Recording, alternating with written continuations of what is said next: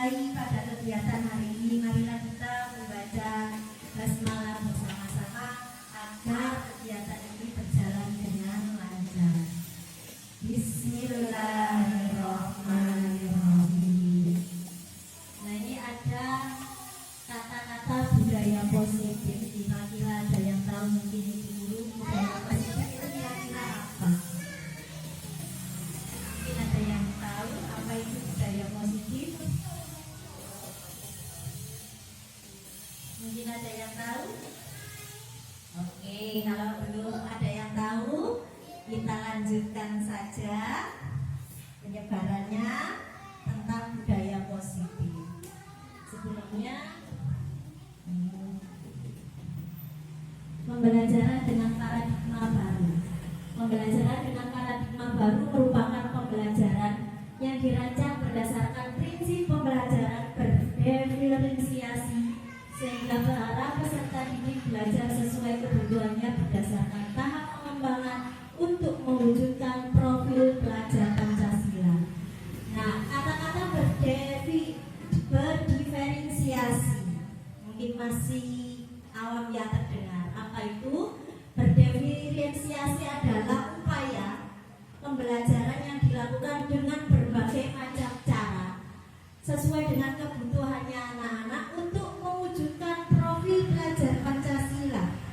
Profil pelajar Pancasila itu ada 6 karakter yang harus dikembangkan dalam diri anak. Yang pertama adalah beriman dan bertakwa kepada Tuhan Yang Maha Esa, serta berakhlak mulia, bergotong royong, mandiri, berkebinekaan global, bernalar teliti dan kreatif. Oke. Itu adalah 6 dimensi profil pelajar Pancasila yang harus dikembangkan dalam diri anak. Miskonsepsi teori kontrol. Nah, tentang budaya positif ini, guru memiliki ilusi guru itu bisa mengontrol murid. Ilusi bahwa semua penguatan positif efektif itu bermanfaat. Ilusi bahwa kritik dan membuat orang merasa bersalah dapat menguatkan karakter. Ilusi bahwa orang dewasa memiliki hak untuk memaksa.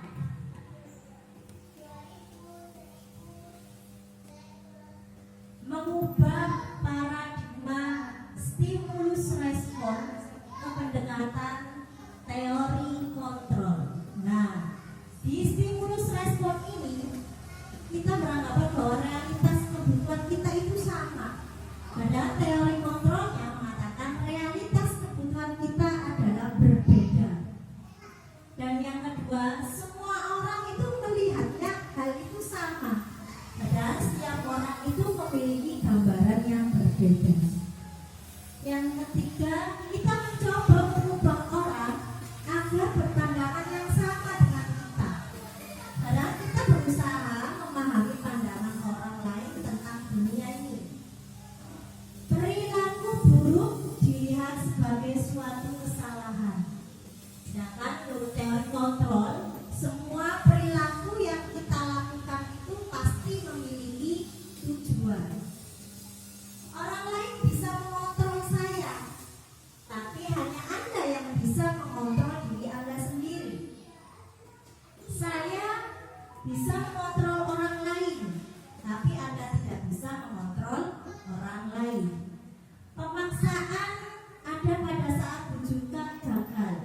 Sedangkan teori kontrolnya, kolaborasi dan konsensus menciptakan pilihan-pilihan baru. Menurut stimulus respon, model berpikir itu menang dan kalah. Sedangkan menurut teori kontrol, model berpikir itu menang-menang.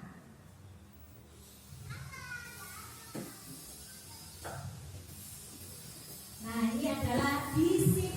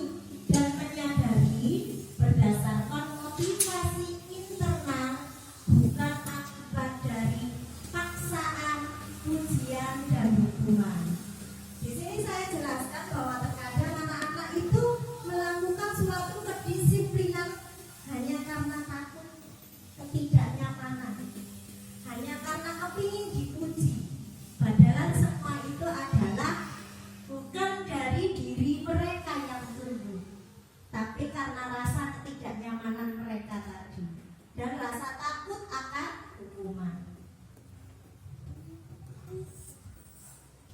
Nilai-nilai kebajikan. Apa yang dimaksud dengan nilai-nilai kebajikan? Yaitu sifat-sifat positif manusia yang merupakan tujuan yang mulia ingin dicapai setiap individu. Nah, nilai-nilai tersebut bersifat universal, luas, lintas bahasa, suku, bangsa, agama, maupun latar belakang. Setiap perilaku pasti memiliki tujuan. Dengan mengaitkan nilai-nilai kebajikan yang dimiliki oleh seseorang, maka motivasi intrinsiknya akan terbangun sehingga menggerakkan motivasi dari dalam untuk mencapai tujuan yang mulia yang diinginkan. Nilai-nilai kebajikan yang ingin dicapai oleh setiap anak Indonesia kita kenal dengan profil pelajar Pancasila, yaitu tadi sudah saya jelaskan: beriman dan bertakwa kepada Tuhan Yang Maha Esa, berakhlak mulia, mandiri, bernalar kritis, berkebinekaan global, bergotong royong, dan kreatif.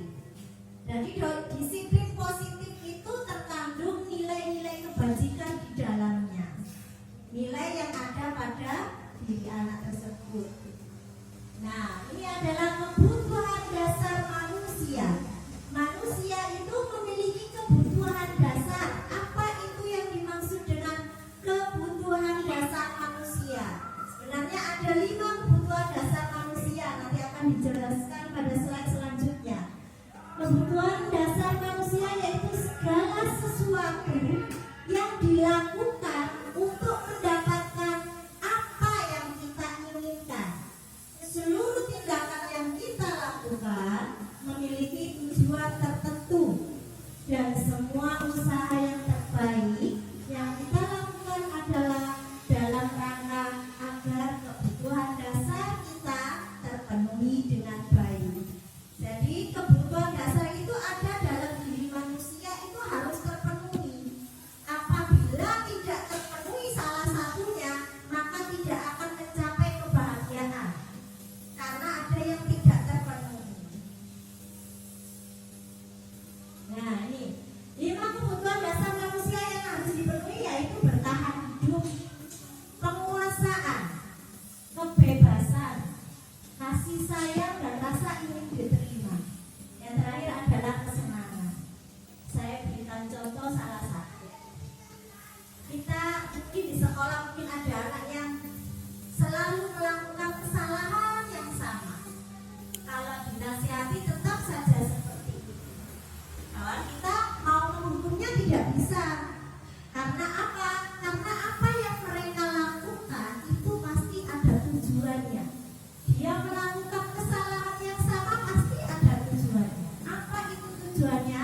Sebagai guru kita harus menganalisis apa yang terjadi. Kira-kira apa kebutuhan dasar manusia yang tidak terpenuhi dalam dirinya? Mungkin saja kasih sayang dari orang tuanya yang tidak didapatkan dari rumah, sehingga mencari perhatian dari gurunya atau dari teman-temannya. Berarti kalau 5 kebutuhan dasar manusia ini tidak terpenuhi, maka tidak akan mencapai kebahagiaan.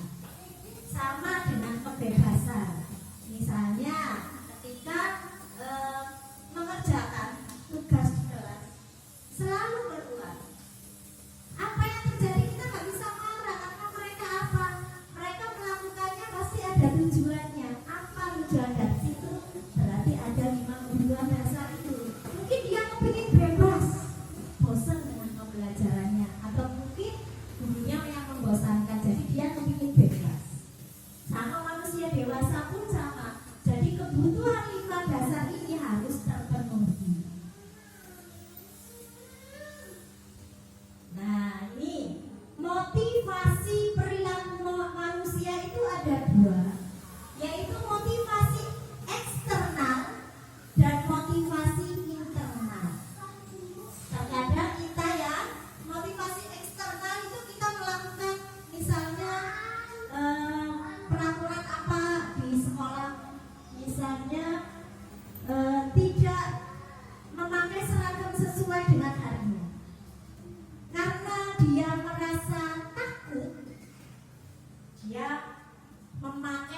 pakaiannya, tapi kan berarti dia melakukannya bukan dari dalam, bukan dari hatinya, karena cuma dia takut nanti dihukum.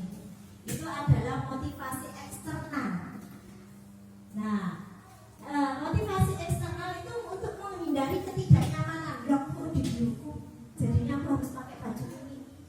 Terus aku takut dihukum, makanya aku harus datang pagi supaya tidak terlambat. Karena dia merasa takut, karena dia merasa takut kena hukuman, atau untuk mendapatkan imbalan penghargaan. Aku nanti kalau datang pagi pasti nanti guru ngasih bintang aku 4. Nah, dia kan hanya ingin dihargai, hanya ingin mendapatkan pujian. Padahal itu adalah motivasi eksternal, tidak terdapat dari hati mereka. Tapi ketika mereka melakukan suatu peraturan itu dengan tanggung jawabnya di hati, berarti dia ada motivasi internalnya, yaitu untuk menjadi orang yang mereka inginkan dan menghargai dirinya sendiri dengan nilai-nilai yang mereka percaya. Berarti nilai-nilai kebajikan yang ada dirinya, dia muncul di dalam hatinya, bukan karena pujian, bukan karena ingin dihukum, tapi dari dalam dirinya sendiri. Untuk itu guru juga harus memberikan motivasi kepada mereka, arahan bahwa apapun yang mereka lakukan itu harus dipertanggungjawabkan dan hargai dirinya sendiri. Jadi peraturan yang kita berikan itu bukan untuk mereka supaya tidak dihukum, bukan, tapi kita mengarahkan mereka agar semua peraturan tanggung jawabnya mereka itu tumbuh dari hatinya. Kita menginginkan dia ayo belajar, tapi hatinya dia tidak bergerak, dia hanya terpaksa supaya dapat nilai, tapi tidak dari hati. Jadi motivasi manusia itu ada 2, yaitu motivasi eksternal dan motivasi internal. Perbedaan hukuman, konsekuensi, dan restitusi. Kalau hukuman itu berhubungan dengan fisik atau ucapan verbal, misalnya kamu ini mengerjakannya kok salah, nah itu termasuk hukuman. Terus misalnya kalau datang terlambat, nanti jangan ulang ya, ulang terakhir, itu hukuman. Kalau konsekuensi, misalnya murid atau anak belajar taat peraturan, konsekuensinya ya nanti dia jadi anak pinter misalnya.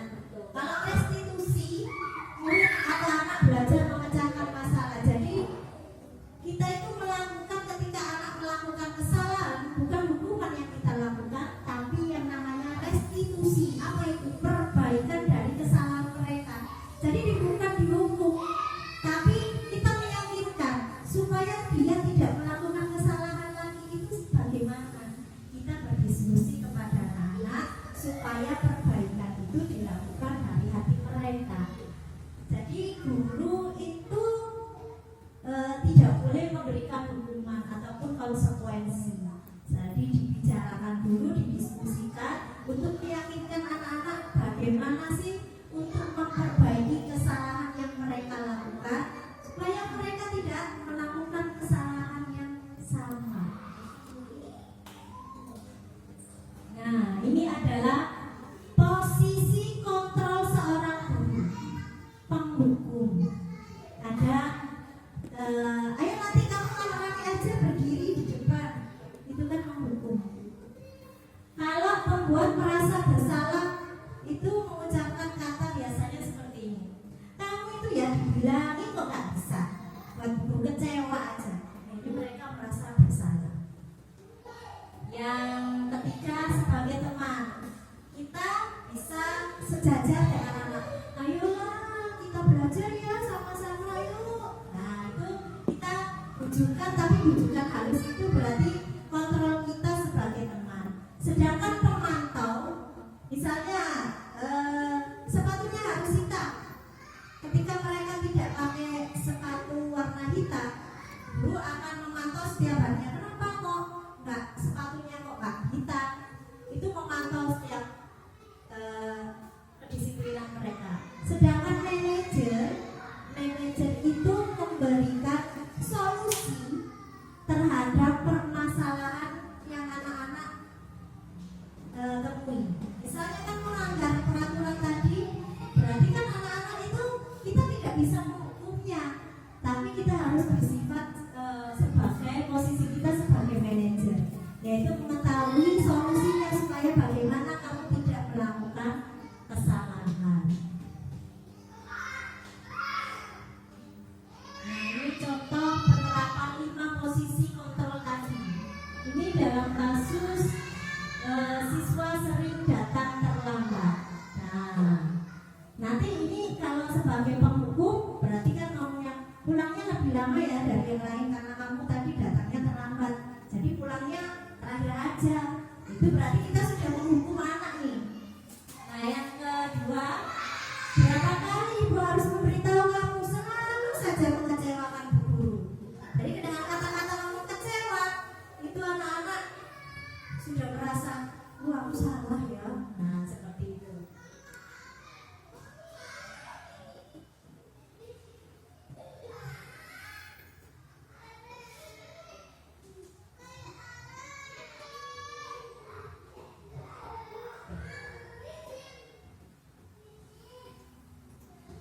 Nah, ini posisi kontrol sebagai teman.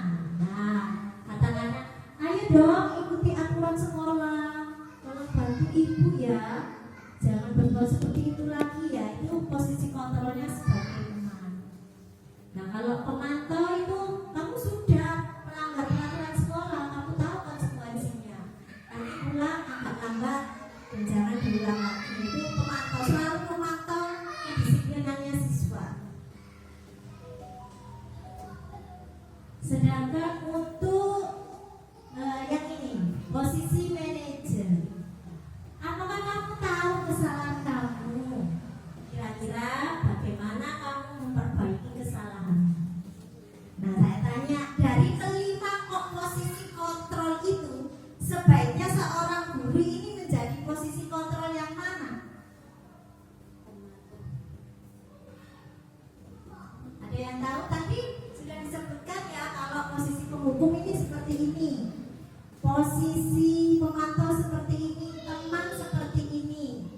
Kira-kira kalau kita sebagai guru itu, kita memiliki kontrol yang mana yang harus kita lakukan? Manajer apa teman? Yang baik digunakan itu adalah kira-kira apa ya? Manajer. Nah, manajer itu memberikan solusi terhadap setiap permasalahan yang dihadapi anak, bukan menghukum, bukan membuat merasa bersalah. Kalau teman pun pernah kita lakukan, pemantau juga pernah kita lakukan, tapi yang lebih baik adalah manajer. Jujur, saya juga pernah menjadi penghukum, ya tahu ya? Ya, pernah jadi pemantau, ya, pernah jadi teman. Tapi dalam pemahaman budaya positif, guru itu sebaiknya menggunakan posisi manajer. Karena kita sebagai manajer itu kan memberikan solusi.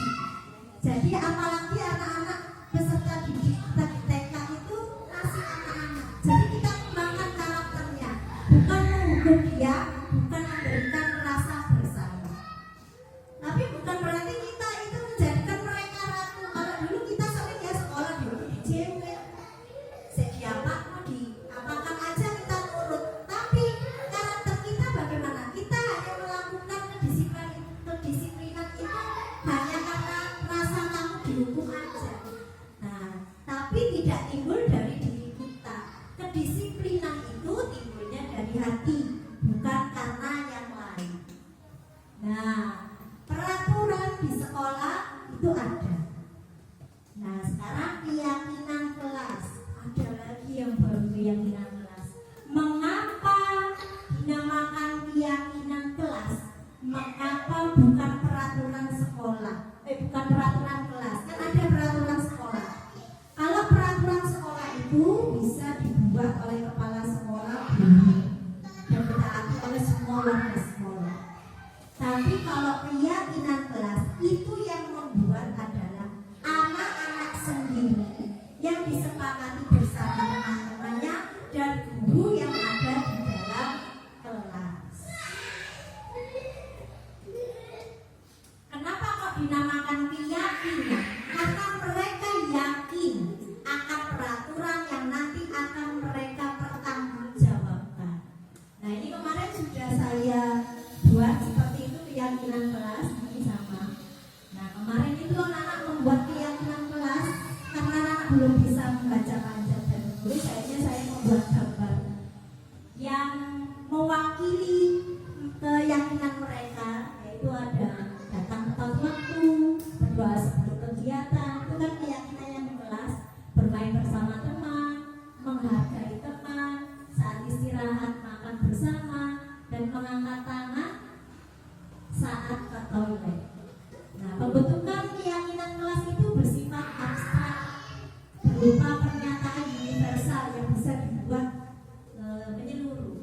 Dibuat dengan pernyataan positif. Positif itu tidak mengandung kata tidak dan jangan. Nah, positif itu misalnya kemarin saya jelaskan karena ternyata anak lebih paham. Positif itu yang baik, ya betul. Negatif itu yang jelek. Seperti tidak membuang sampah sembarangan. Tidak, itu adalah kata negatif. Kita menggunakan kata positif yaitu menjaga kebersihan. Nah, sedikit kata agar mudah diingat, kalau terlalu panjang mereka masih lupa. Sesuai dengan kondisi kelas atau sekolah dan semua warga kelas dilibatkan. Nah, kemarin kan mereka memilih gambar untuk keyakinannya. Setelah dipilih, pilih salah satu gambar, akhirnya ketemu gambar yang sama. Nah, inilah hasil keyakinan dari kelas B1.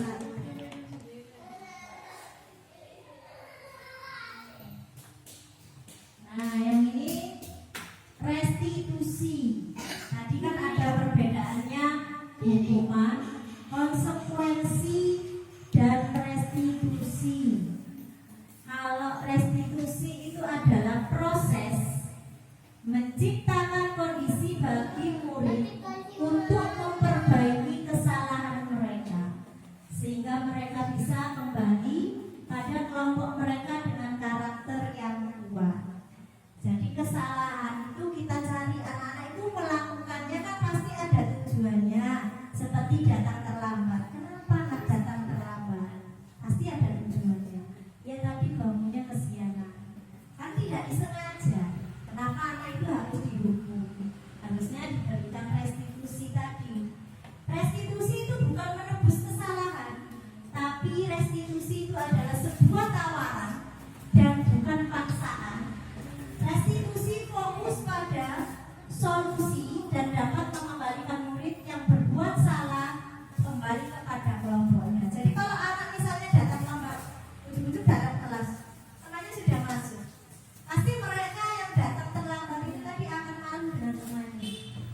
Tapi bagaimana cara guru itu supaya anak itu bisa kembali ke dalam kelompoknya, tidak merasa malu lagi? Nah, itu memberikan restitusi tadi kepada siswa yang datang terlambat itu tadi. Nah, akhirnya mereka tidak akan malu dan kembali kepada kelompoknya lagi.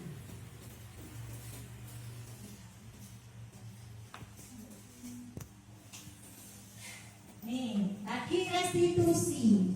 Segitiga restitusi. Yang pertama adalah menstabilkan identitas, validasi tindakan yang salah, dan menyayangkan keyakinan kelasnya.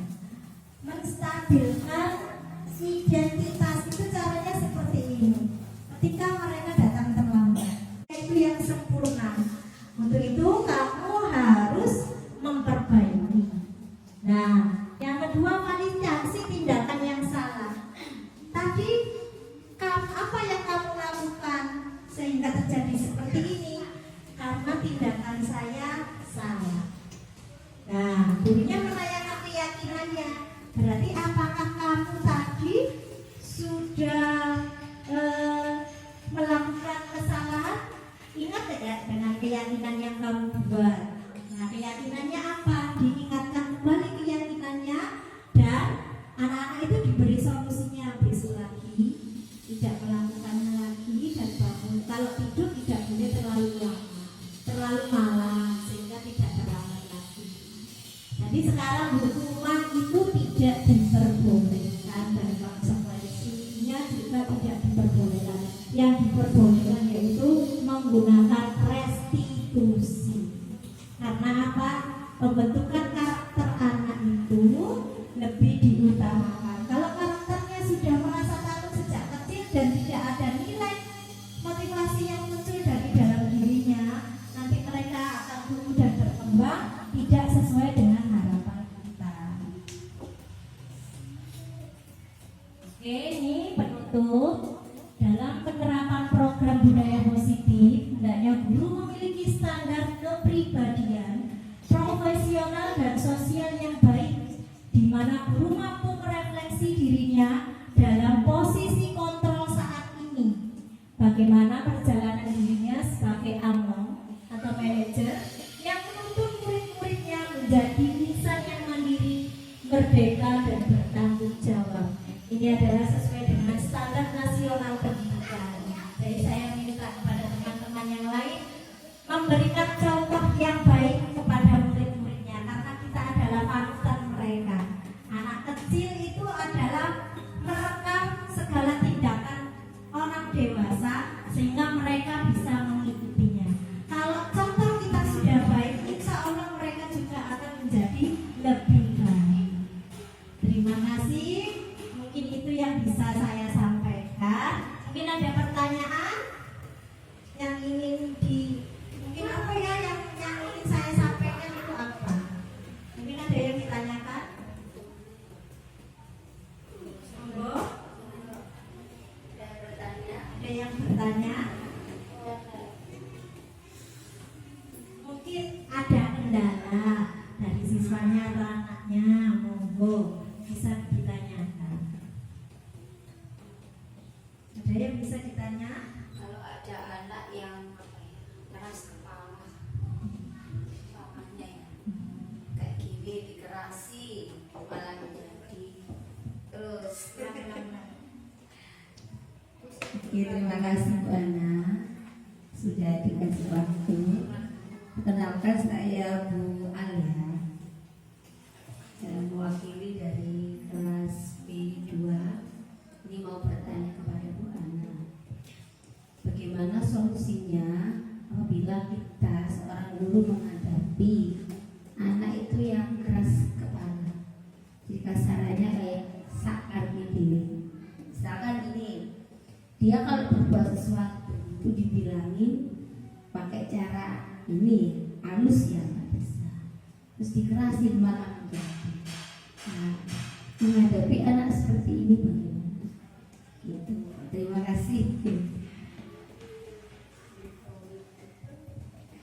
Oke, terima kasih Bu Alia, pertanyaannya bagus sekali. Nah, ini tadi menghadapi anak yang keras kepala. Nah, ini berarti analisis kasus. Analisis kasus. Kenapa kok dia bisa berbuat? Kalau saya sebagai pengalaman saya pertama hanya saya lihat aja. Kalau ada seperti saya lihat dulu, saya rekam. Sekali dua kali, ternyata berulang kali. Berarti ada 5 posisi, 5 kebutuhan dasar manusia yang tidak terpenuhi dalam diri anak itu. Apa? Yaitu analisis kasusnya. Jadi sebagai guru harus menganalisis kenapa anak itu seperti itu.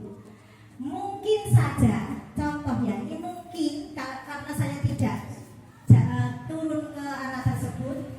Kalau menurut pengalaman saya setelah melihat itu berarti ada 5 kebutuhan dasar dari anak itu yang tidak terpenuhi. Kalau saya lihat mungkin kebebasan. Di rumah dia merasa tertekan, mungkin sering dipukul atau sering didikte. Kamu nggak boleh gini, ini nggak boleh, diam. Tapi pengasuhan antara orang tua dengan guru itu berbeda. Biasanya guru itu lebih halus, dia lebih lurus sama gurunya. Nah, dari situ lompat ke sekolah, dia kepingin bebas, sehingga apapun yang dia lakukan dia tanpa berpikir. Nah,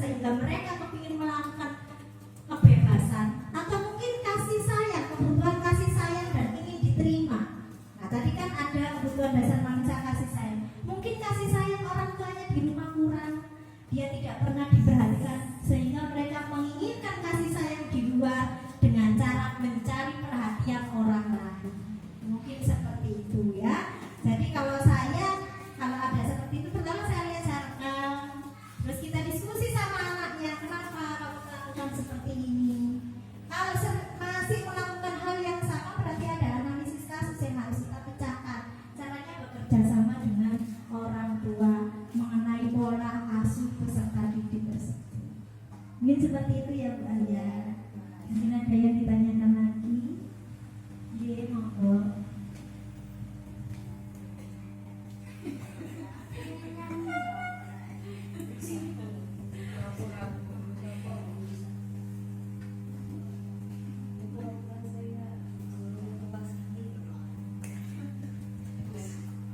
Saya perwakilan dari kelas A mau menanyakan bagaimana cara menanamkan motivasi internal terhadap diri anak supaya memiliki rasa disiplin tanpa adanya keterpaksaan.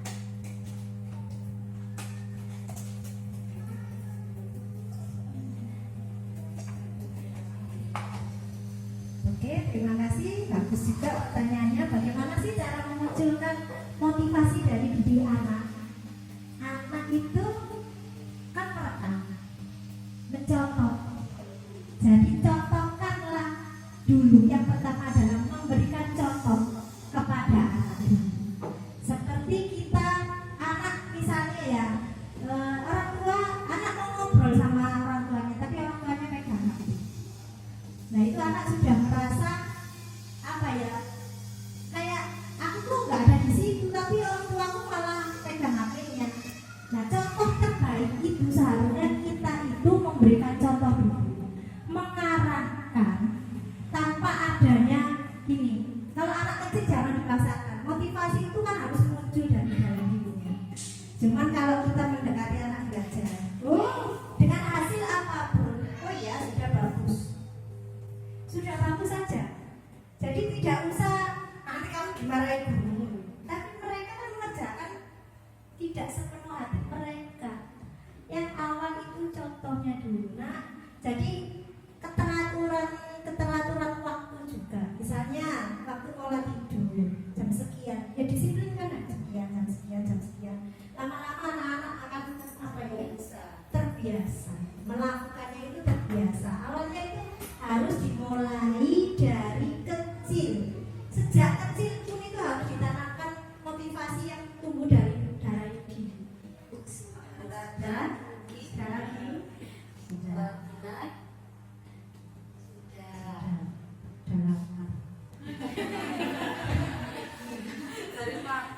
Oke. Terima kasih. Alhamdulillah sudah saya sampaikan pemahaman saya di pendidikan saya, yaitu pendidikan guru penggerak. Saya perwakilan guru TK dari Kota Surabaya. Terima kasih. Kita baca bacaan hamdalah untuk mengakhiri kegiatan ini. Alhamdulillahirabbil alamin. Wassalamualaikum warahmatullahi wabarakatuh. Waalaikumsalam warahmatullahi wabarakatuh.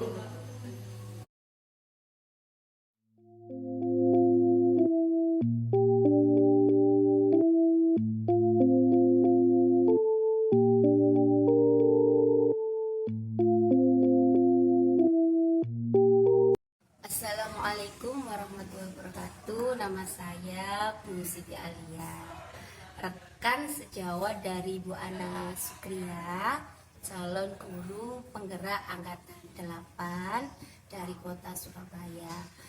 Setelah saya mengikuti diseminasi budaya positif, saya semakin paham akan pentingnya budaya positif itu di sekolah dan juga untuk anak-anak. Semoga budaya positif di sekolah kami bisa berjalan dengan konsisten. Terima kasih. Assalamualaikum warahmatullahi wabarakatuh. Perkenalkan, nama saya Bunairus. Saya guru kelompok B TK Al-Idris.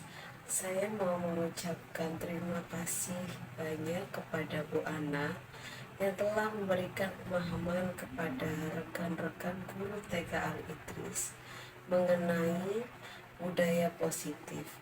Semoga budaya positif di TK Al-Idris bisa berjalan dengan baik. Wassalamualaikum warahmatullahi wabarakatuh. Assalamualaikum warahmatullahi wabarakatuh. Saya Yugi Rere, guru kelompok A.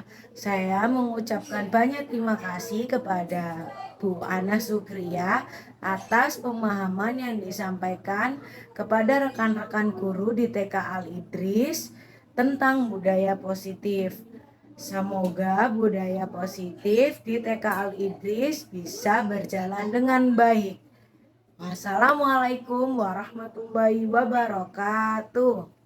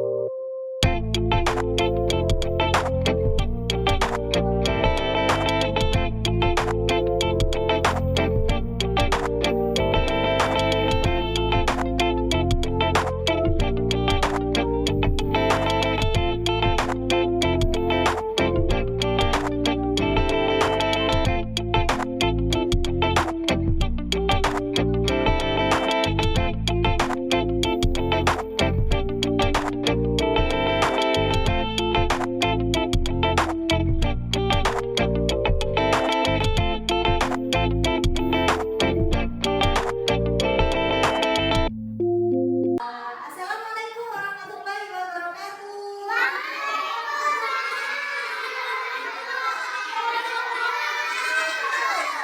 Bagaimana kabarnya hari ini anak-anak?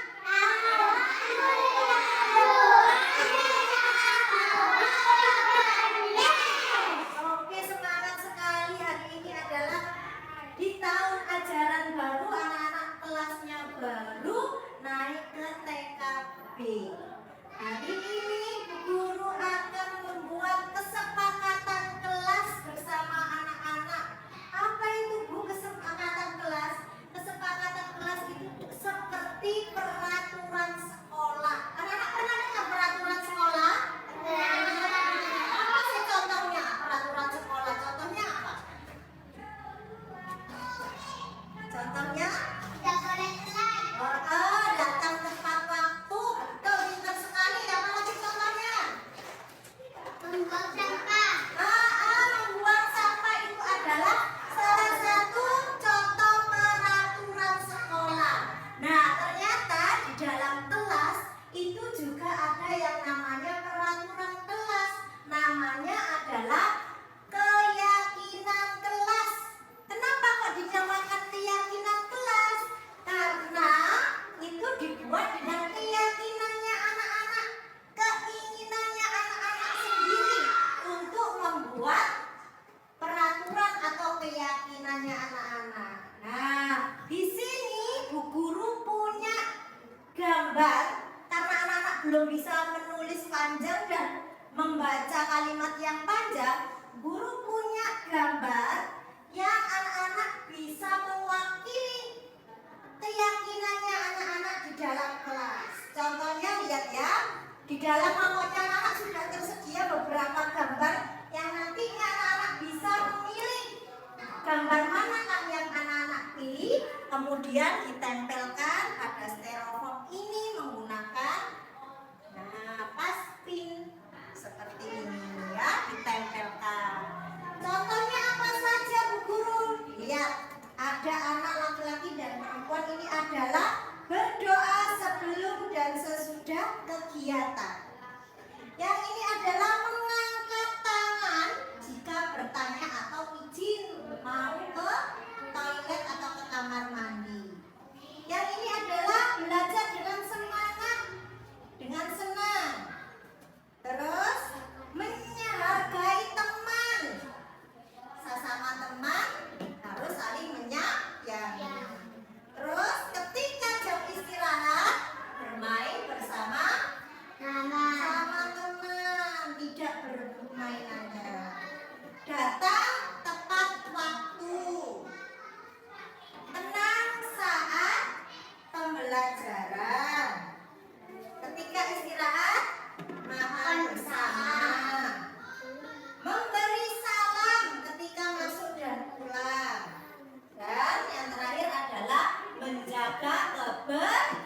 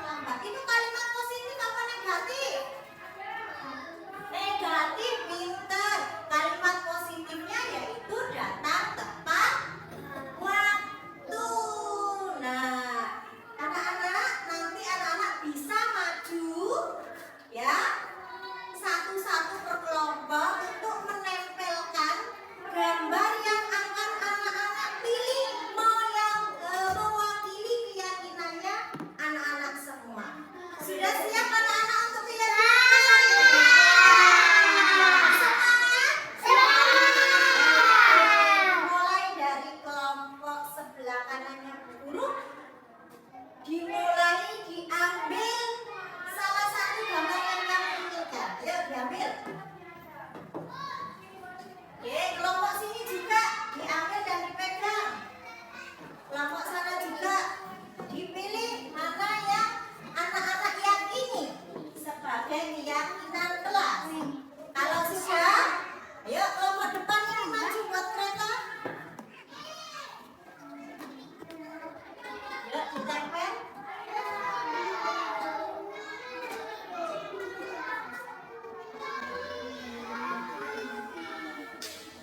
Oke, silakan kembali.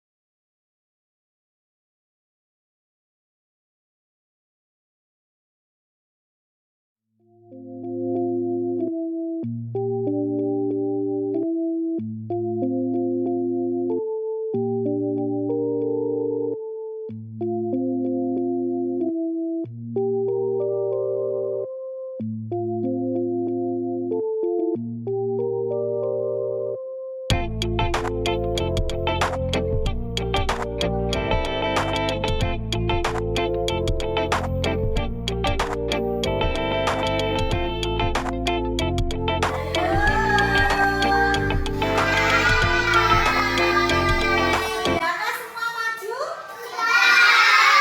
Coba perhatikan ke depan, kita cari gambar yang sama. Ini sama ya. Warna ambil satu. Ini juga sama. Nah, ini juga sama. Ini sama.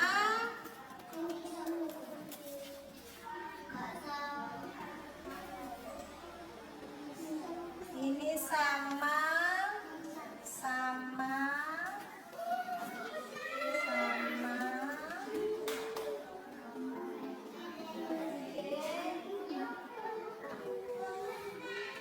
Ini sama. Oke. Berarti sudah menemukan berapa keyakinan ini, kita hitung yuk.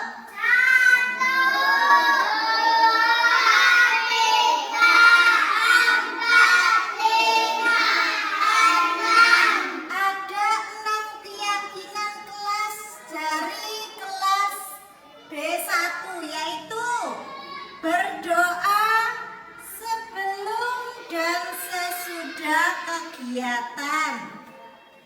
Yang kedua yaitu bermain bersama teman,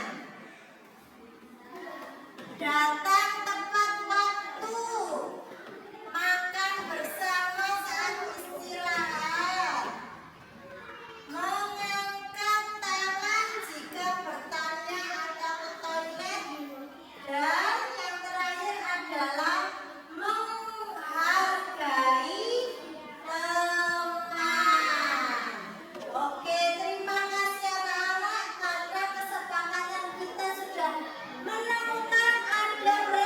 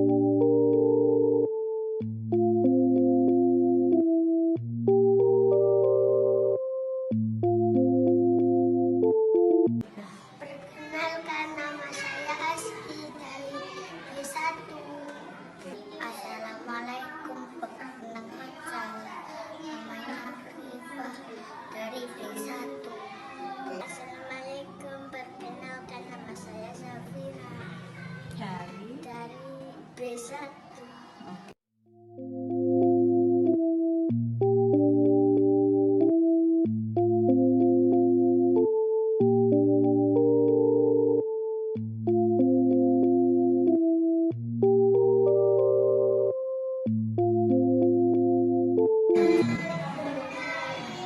Perasaan saya sangat senang sekali. Perasaan saya sangat senang sekali. Perasaan saya senang sekali.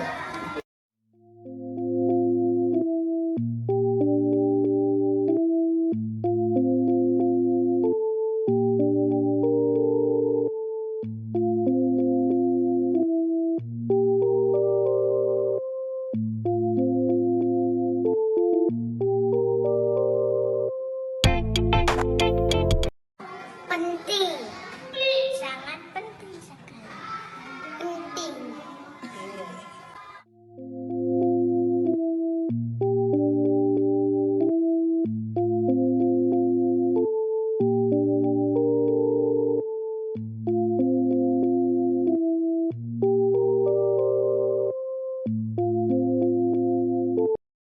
Jadi disiplin. Lebih baik lagi. Jadi anak hebat.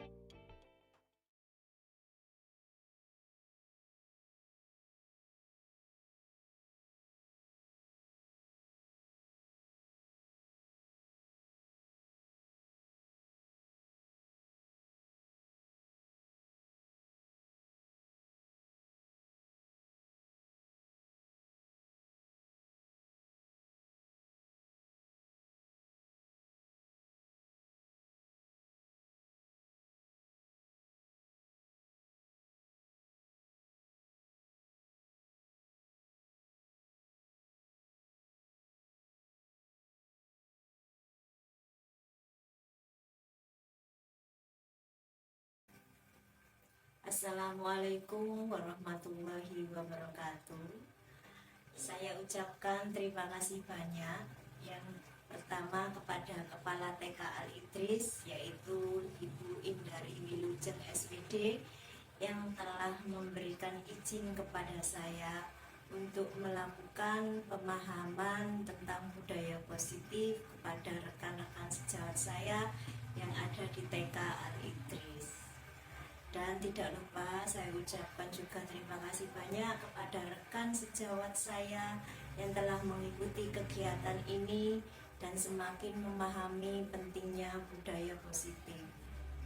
Semoga apa yang saya berikan kepada rekan-rekan sejawat dan untuk sekolah ini bisa menjadi budaya positif yang lebih baik dan bisa ditingkatkan lagi serta bisa konsisten untuk dijalankan.